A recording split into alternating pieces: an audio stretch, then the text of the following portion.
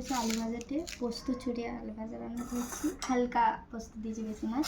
আর এখানে মুগের ডাল করেছি, যেহেতু মুগের ডালই এনেছি মুগের ডালই করবো। আর এখানে হচ্ছে পাঁপড় ভাজা।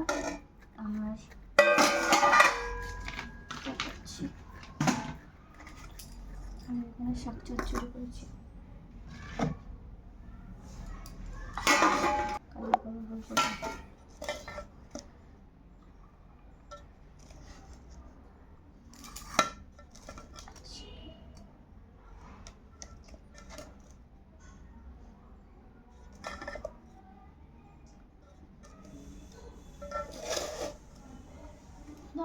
লেবু আছে,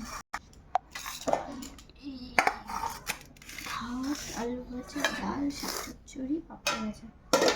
আবার কি চাই? এত কিছু হয়েছে। শাক চচ্চড়ি ভাত কি যাবো? তুমি তো বলো শাক চচ্চড়ি দিয়ে খাই যাবে।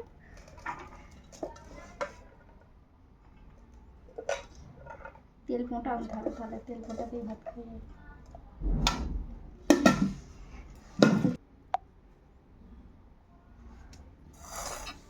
খাওয়া দাওয়া করে নিয়ে চলো খাওয়া দাওয়া করে নিয়ে